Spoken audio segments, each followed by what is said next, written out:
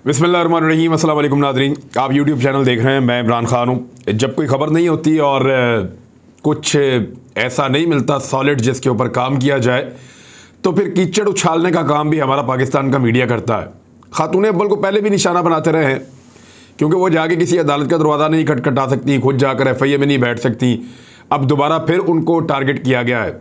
थोड़े दिन पहले इमरान खान साहब को करैक्टर असैसिनेशन करने के लिए कुछ सहाफ़ियों के एक जत्थे ने मिलकर मुराद सईद के हवाले से कुछ ज़ूमानी गुफ्तगू की। रेहाम खान की किताब का वो किताब क्या है, वो एक अजीबोगरीब ही बेशर्मी की वो एक पुलंदा है, उसका जो है वो तस्करा किया गया। और जिस तरीके से अल्फाज इस्तेमाल किए गए और जिस तरह के कहके लगाए गए, उस पर सोशल मीडिया पे बड़ा वबाल मच गया। मेरे ख्याल में जिन लोगों ने ये किया उनको सहाफ़त के ऊपर थोड़ी सी नज़रसानी करनी चाहिए। बहुत सारी कहानियाँ ऐसी हैं जो दूसरी तरफ की पॉलिटिकल लोगों के साथ भी जुड़ी हैं, यानी पीपल्स पार्टी की क़यादत के साथ भी ऐसी कहानियाँ जुड़ी हैं, PMLN की क़यादत के साथ भी ऐसी कहानियाँ जुड़ी हैं। ख़ास तौर पे अगर आप बात करें तो उनके बहुत हसास लोग जो हैं उनके बारे में कहानियाँ हैं और वो सब जानते हैं, लेकिन हम लोग कभी टेलीविज़न के ऊपर उसका तस्करा नहीं करते, ना अपने मेहमानों को करने देते हैं। इस तरह की गुफ्तगू में हम रोक देते हैं कि आप इस तरफ ना जाएं। आप पॉलिटिकल इशूज़ पे बात करें, आप बात करना चाहते हैं कारकर्दगी पे बात करें, पॉलिसीज़ पे बात करें, इश्यूज़ के ऊपर बात करें, मगर इधर निजी ज़िंदगी के अंदर ना जाएं। यही हमने मोहम्मद ज़ुबैर साहब के साथ किया, जब उनके बारे में ये बहुत बड़ा एक वो वीडियो स्कैंडल आया, लेकिन मीडिया ने उनको ना सिर्फ बाद में स्पेस दिया, बल्कि मोहम्मद ज़ुबैर साहब को कोई अकाउंटेबल भी नहीं किया इस मामले के अंदर। लेकिन इमरान खान के मामले में इस मीडिया का थोड़ा सा रवैया मुख्तलिफ है, क्योंकि इमरान खान खुद भी मुख्तलिफ है। वो मीडिया को वैसे हैंडल या प्रोटोकॉल नहीं देते, उसको वैसे खुश नहीं करते जैसे बाकी लोग करते हैं। तो अभी मैं आपको बताता हूं कि नजम सेठी साहब का एक अखबार है और ये छपता है लाहौर में, और इसका नाम है फ्राइडे टाइम्स। ये जो फ्राइडे टाइम्स है, इसने एक ख़बर लिखी है और ये ख़बर है फ़र्स्ट लेडी और इमरान खान साहब के ताल्लुकात के बारे में, यानी खातून अव्वल और इमरान खान साहब के ताल्लुकात के हवाले से एक ख़बर लिखी है। उसकी तरतीब भी आ गई है, लेकिन पहले आप ये देखें ख़बर लिखी क्या है। उन्होंने कहा कि घरेलू महाज पर परेशानी पैदा होती दिखाई दे रही है, यानी इमरान खान और बुशरा बीबी के रिश्ते में दरार आ गई है। फर्स्ट लेडी लाहौर में अपनी एक दोस्त के यहाँ शिफ्ट हो चुकी हैं, ये दावा किया गया। अखबार ने फ्रंट लेडी के तौर पर लिखा फर्स्ट लेडी को, जो अल्फाज इस्तेमाल किए फ्रंट लेडी और फर्स्ट लेडी, ये बड़ा फ़र्क है। फर्स्ट लेडी खातून अव्वल, फ्रंट लेडी यानी जो आगे बढ़ के सारी चीज़ों को कंट्रोल करती है और काम करती हैं, तो वो जानबूझकर इस तरह की टर्मिनोलॉजी भी इस्तेमाल करते हैं। अखबार के मुताबिक बुशरा बीवी रिश्वत और किकबैक्स में मुलव्वस रही हैं। इसके अलावा मुख्तलिफ मसाइल पर हालात ठीक नहीं हैं, जैसा कि तमाम पुराने घरेलू अमले को बरतरफ कर दिया गया है। और ये बातें उन ज़राए से पता चल रही हैं जिनको फर्स्ट लेडी के चले जाने के बाद दोबारा घर जाने की इजाज़त मिल गई है। बुशरा बीबी का एक जासूस भी था, घर से उसको फारिग कर दिया गया है। ज़राए बताते हैं कि कुछ अर्सा पहले कीमती घड़ी जिसमें हीरे लगे हुए थे, इमरान खान साहब को एक शहजादे की तरफ से गिफ्ट की गई थी, वो दुबई के एक ताजर की दुकान पर फ़रोख्त कर दी गई है और इस चीज़ का इस शहजादे को पता चल गया था। यही लोग बताते हैं कि बुशरा बीबी ने यह घड़ी दुबई में फ़रोख्त की थी।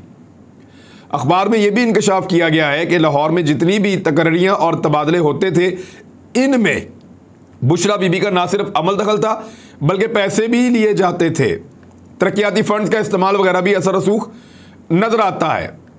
फिर एक बड़े पैमाने पर ज़मीनी मनसूबे की बात हो रही है, जिसमें फ़र्स्ट लेडी और उनके साबका शौहर के मुलव्वस होने का बताया गया है। इन बातों के बारे में जब इमरान खान ने पूछा तो हालात तब ख़राब हो गए। अब ये अखबार ने एक ख़बर दी है। इसकी तरदीद के बारे में शहबाज गिल साहब ने कहा कि वज़ीर आज़म और खातून अव्वल बुशरा बीबी और उनके बारे में घटिया और मन घड़त खबरें देने पर ही नजम सेठी के ख़िलाफ़ हम अदालत में हैं। अभी भी जो लोग खातून अव्वल के बारे में झूठी खबरें फैला रहे हैं, उनके खिलाफ सख्त कानूनी चाराजोई की जाएगी। खातून अव्वल और वज़ीर आज़म दोनों इस्लामाबाद में मौजूद हैं। फिर उन्होंने कहा कि पूरे एक साल में खातून अव्वल सिर्फ एक हफ्ते के लिए लाहौर तशरीफ़ लेकर गईं। पिछले चंद महीनों से वो लाहौर तशरीफ़ नहीं लेकर गईं और इस्लामाबाद में तशरीफ़ फरमा हैं। सियासत और सहाफ़त करें, लेकिन अहले खाना जो सियासत में मौजूद ही नहीं उनके बारे में झूठी जाली खबरें देंगे तो अदालत लेकर जाएंगे। अच्छा, इसमें एक दो चीज़ें तो बताऊँ। खातून अव्वल के साबिक शौहर ने जब फायरिंग की अपने बेटे की शादी पे और धड़ाधड़ फायरिंग की, हमने वो वीडियो भी दिखाई, तो उसके ऊपर मुकदमा नहीं हुआ जो होना चाहिए था। देखिए, उसूल की बात करनी चाहिए, निजी ज़िंदगी में नहीं जाना चाहिए, मैं फिर यही कहूँगा, लेकिन जहाँ उसूल की बात है वो करनी चाहिए। और बहुत सारे सोर्सेज ये क्लेम करते हैं पाकिस्तान में, और बार बार क्लेम करते हैं कि खातून अव्वल के मशवरे मौजूद रहते हैं। और उस्मान बुज़दार साहब के करीब कुछ ऐसे लोग भी हैं जिनका ताल्लुक़ खातून अव्वल के जो पुराना ख़ानदान है जहाँ उनकी पहले शादी थी उनके लोगों के साथ है, और उनके काम नहीं रुकते। यानी उनके कहने के ऊपर कोई डीपीओ शीपीओ का तबादला भी हो जाता है, उनके कहने के ऊपर बाकी मामलात भी तय हो जाते हैं, उनकी बात मानी भी जाती है। और दूसरा, खातून अव्वल के साबिक शौहर के खिलाफ इतनी जुर्रत नहीं थी आईजी पंजाब में, आरपीओ में उस इलाके के, डीपीओ में उस इलाके के, एसएचओ में, किसी में इतनी जुर्रत नहीं थी कि वो सिर्फ एक फर्जी पर्चा ही काट देता कि ये आदमी हवाई फायरिंग कर रहा है, तो वो पर्चा भी नहीं कटा। असर रसूख तो उनका है, इससे हम भाग नहीं सकते। लेकिन ये जो खबर दी है इसके ऊपर हुकूमत तरदीद दे रही है, इसमें क्या हकीकत है, क्योंकि कुछ लोग इसको प्रोपेगेंडा टूल के तौर पे इस्तेमाल कर रहे हैं कि इमरान खान साहब की जो अब अहलियां हैं उनके साथ भी उनके हालात ख़राब हो गए। इस तरह की खबरों से होता क्या? इन खबरों से होता यह है कि एक बेचैनी का माहौल बनाया जाता है कि पॉलिटिकली उनको डेंट पड़ रहा है, अपोजिशन उनके पीछे पड़ गई है, दहशतगर्दी की एक वेव आई हुई है, महंगाई की एक और वेव आई हुई है, इनके घर के हालात भी ठीक नहीं हैं, इनकी अहलिया भी इनको छोड़ के जा। ऐसी सिचुएशन में एक बहुत ज़बरदस्त किस्म की मायूसी की लहर फैलती है, और हर महाज के ऊपर लोग काम कर रहे हैं, हर जगह से लोग काम कर रहे हैं। अगर तो ये झूठी खबर है तो हुकूमत वक्त को, क्योंकि वो अदालत के अंदर गए हैं और वो इसके ऊपर केस कर चुके हैं, तो हुकूमत वक्त को साबित करके नजम सेठी को सजा देनी चाहिए। अगर तो ये झूठी खबर है तो इंतहाई काबिल मुजम्मत और गिरी हुई सहाफ़त है। एक वाक़या हुआ अफसोसनाक खानेवाल में, कुरान पाक की मुबैना बेहुरमती पर मुश्तइल हजूम के हाथों एक शख्स को हलाक कर दिया गया, पत्थर और डंडे मार मार के। कानून किधर है? सवाल यह है कि लोगों को कानून पे एतबार क्यों नहीं है? ये सियालकोट इंसिडेंट के बाद कहा गया था कि मैं, इमरान खान ने कहा था, आइंदा ऐसा वाक़या नहीं होने दूंगा। कुरान पाक की बेहुरमती से अब तमाम मुसलमानों के दिल दुखते हैं, आग लग जाती है बदन में। लेकिन मामला यह है कि कानून किधर है, रियासत किधर है? जिस मुल्क के अंदर इन चीज़ों की सज़ाएं मौजूद हैं और सख्त तरीन सज़ाएं मौजूद हैं कि बेहुरमती नहीं की जा सकती किसी भी सूरत में, तो वहां कानून कहां गया? पुलिस कहां गई? इदारे कहां गए? लोगों ने कानून हाथ में क्यों लिया? ये रियासत है, इस्लामी रियासत है, इस्लामी कवानीन है, मर्जी के कवानीन मौजूद है जो मुसलमान चाहते हैं, तो उनकी मौजूदगी में लोग हाथ में कानून को क्यों ले रहे हैं और कानून कहां सो रहा है? ये बड़ा सवाल है। पंजाब पुलिस से भी, हुकूमत पंजाब से भी, इमरान खान साहब से भी, जिन्होंने ये वादा किया था कि आज के बाद जब तक जिंदा हूं मैं ऐसा वाकया नहीं होने दूंगा, लेकिन ये वाकया हो गया एक और। अब तो ये बेहुरमती है, तो इस वाकये को रोकना, देखिए अभी तो ये क्लेम कर रहे हैं कुछ लोग कि बेहुरमती हुई है, और फिर लोगों ने एक आदमी को मार दिया है मावराए कानून। जब कानून मौजूद है बेहुरमती के मामले के ऊपर, तो लोगों को कानून हाथ में नहीं लेना चाहिए था, कानून को खुद एक्टिव होना चाहिए था। दोनों तरफ गलत है। कानून किधर गया? कानून के जरिए से किसी को सजा क्यों नहीं होती? लोगों को अपने हाथ में कानून क्यों लेना पड़ता है और इस किस्म की वाकयात क्यों होते हैं? रियासत इसके अंदर ऐसा लगता है कि बेबस और नाकाम नजर आती है। कुछ इंटरनेशनल खबरें हैं जिनमें पहली खबर यह है, और यह खबर भारतीय अखबार है द इकोनॉमिक टाइम्स, उसकी रिपोर्ट है। वो ये कहते हैं कि चीन की मदद से पाकिस्तान और म्यांमार जंगी हथियारों के मुआहदे के करीब पहुंच चुके हैं। बीजिंग की तरफ से कुछ पाबंदियां हैं जिसकी वजह से वो म्यांमार को हथियार नहीं दे सकते, लेकिन पाकिस्तान म्यांमार को, या जिसको आप बर्मा भी कहते हैं, उनको हथियार देता है।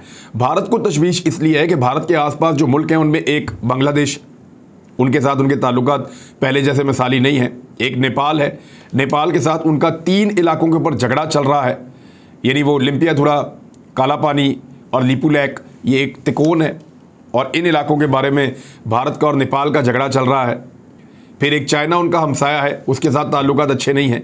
एक पाकिस्तान भारत का हमसाया है, उनके साथ भी ताल्लुकात अच्छे नहीं हैं। म्यांमार के साथ भी ताल्लुकात भारत के कोई मिसाली नहीं चल रहे हैं आजकल। और ऐसी सूरत हाल में म्यांमार को पाकिस्तान अगर हथियार देगा, यानी JF-17 थंडर, म्यांमार एक ऐसा मुल्क है जिसने पाकिस्तान से खरीदे हैं। यानी ये तैयारा सिर्फ अब पाकिस्तान के पास नहीं, चाइना के पास नहीं, बल्कि ये म्यांमार के पास भी। तो म्यांमार अब उसके अंदर लगने वाले हथियार भी पाकिस्तान से लेगा और कुछ machine guns, heavy machine guns और कुछ दीगर हथियार जो हैं उनका वफ्द पाकिस्तान आकर, यानी 79 ग्रेनेड लॉन्चर्स हैं वो भी, और इसके अलावा दीगर राइफल्स और बहुत सारी चीज़ें, फ़िज़ा से ज़मीन पे मार करने वाली, ज़मीन से ज़मीन पे मार करने वाली, इन पे म्यांमार पाकिस्तान से ख़रीदने का इरादा रखता है। बीजिंग की जानिब से पाबंदी आयद होने की वजह से म्यांमार बराह रास्त चीन से ये मिसाइल नहीं खरीद सकता, और 2015 में उन्होंने हमसे JF-17 थंडर का मुआहदा किया था, पहला मुल्क बना था, और अब मज़ीद हथियार भी ले रहा है। भारत ने इसके ऊपर बड़ी तशवीश का इजहार किया है। एक और ख़बर यह है कि यूक्रेन के हालात के पेश नज़र अमेरिका के फ़ौरन बाद बरतानिया और जर्मनी ने भी अपने शहरियों को ये कहा है कि आप यूक्रेन को छोड़ दें और वहाँ से फौरी तौर पे इनखला कर दें। उन्होंने ये हुक्म जारी किया है कि यहाँ से निकल जाएं, क्योंकि बाद में फ़िज़ाई रास्ते मौजूद नहीं होंगे लोगों के इनखला के लिए। अमरीकी हुकाम ने तंबीह की है कि रूसी अफवाज किसी भी लम्हे यूक्रेन पर हमला कर सकती हैं, और साथ साथ उन्होंने यूक्रेन में रहने वाली अमरीकी शहरियों को अगले 48 घंटों में मुल्क छोड़ने का कहा है। अमेरिका के अलावा बरतानिया और जर्मनी ने भी यूक्रेन में रहने वाले अपने शहरियों को मुल्क छोड़ने का हुक्म दे दिया है। बरतानवी मुसल्लह अफवाज के वजीर जेम्स हेपी ने खबरदार किया है कि अगर रूस ने यूक्रेन पर हमला किया तो बरतानिया मुल्क में मौजूद अपने शहरियों को फ़िज़ाई रास्ते से नहीं निकाल सकेगा। रशिया के हथियार इस नौइयत के हैं कि वहाँ पर फ़िज़ाई रास्ते मुअत्तल हो जाएंगे।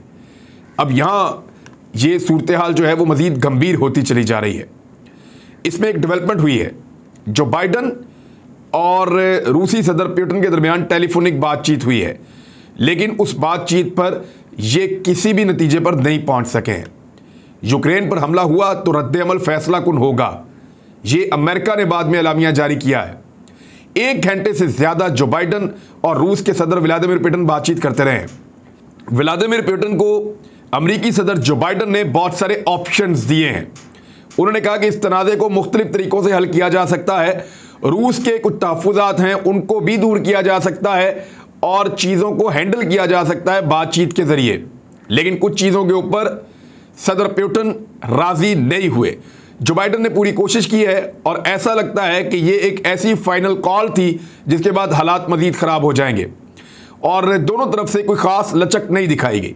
अमेरिका सख्त इक़दाम की धमकी देता रहा, जबकि रशिया ने कहा कि उनके अज़ाइम अपनी तहफ़्फ़ुज़ के लिए हैं, और अमेरिका के साथ अगर किसी मुल्क में रशिया ले जाकर अपने हथियार लगा दे और अपनी फ़ौजें वहाँ बिठा दे तो अमेरिका को कैसा लगेगा।